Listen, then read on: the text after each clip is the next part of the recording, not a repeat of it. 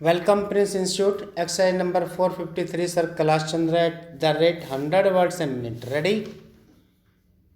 Start.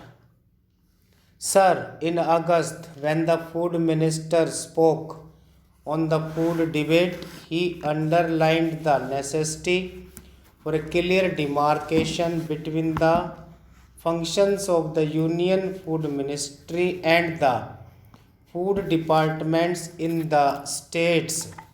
He said that he would confine as far as possible to the functions of the Union Food Ministry to discharge the responsibilities laid upon the ministry by the Constitution. Now, as far as I could read the Constitution, one of the most important responsibilities of the Union Food Ministry is that it should see that the price of food grains does not fluctuate violently from time to time and from place to place. It was also to see that within the resources available and within the food stocks available, the prices are established as far as possible. In this particular function, the Union Food Ministry has so far not been successful. Prices are fluctuating for no apparent reason from time to time and from place to place, and prices fluctuate in the deficit areas as well as in the surplus areas.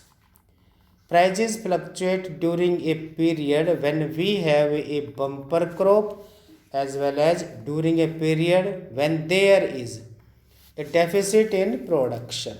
So, we have not been able to evolve any formula or machinery whereby it would be possible to control prices. We are told, sir, that last year we had a bumper crop, but in spite of the bumper crop, what do we find?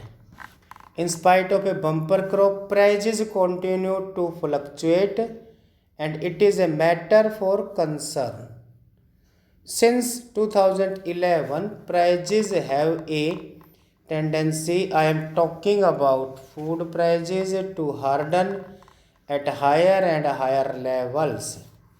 During scarcity periods, prices rise, come down a bit, shoot up again still further, and then stabilize at a higher level, and in that way from year to year the established price is something higher than that of the previous year.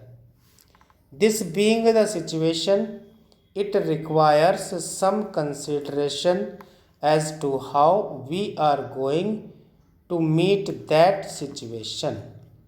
I was trying very hard to hear what the food minister had to say, but I did not find a single suggestion in the entire speech about the manner in which the food ministry intended to tackle this problem. We have been told that the wholesale trading in food grains by the state was a means to an end. Next para. Sir, the food minister the other day rightly pointed out that ultimately it is the production which is the key to the solution of the food problem. He also pointed out that mere exhortation of farmers to produce more is not going to have any effect, and that we will have to give them economic incentives in order that it may be possible and advantageous for them to produce more. As far as economic incentives are concerned, he said that he was thinking of establishing a statutory committee to go into the question of food prices. Now, sir, all these facts are there. But is it the contention of the government that it is merely the question of prices which keep down the production of food grains, or is it that there are other remedial measures which should be taken in order that it may be possible for the farmer to produce more? Honorable Dr. Konjru has already pointed out that increased food production can take place only when there are increased irrigation facilities, enough manure and good seeds. In each one of these items, we are lagging behind. Even the little irrigation facilities that are available are not being fully utilized for one reason or another. Argument goes on, but the fact remains that water meant for irrigation is not being utilized.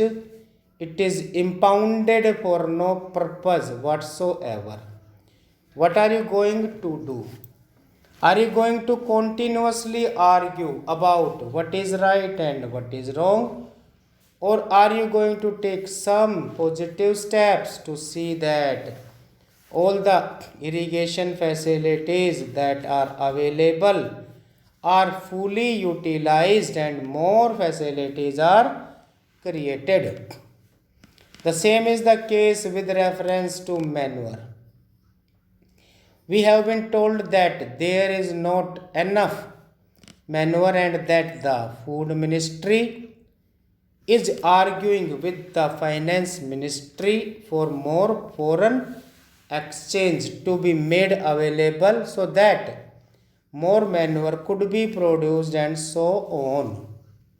Again, arguments go on, papers move from ministry to ministry, but as far as the question of demand and supply of manure is concerned, I have got figures with me which show that not even 50% of the demand for manure is supplied today. What are you going to do about that?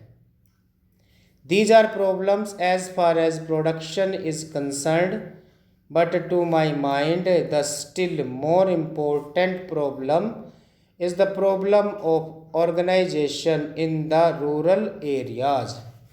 As long as these fragmented holdings remain, it will not be possible for the farmers to take the advantage of the facilities. The system of service cooperatives is the sheet anchor of the Congress policy. Stop.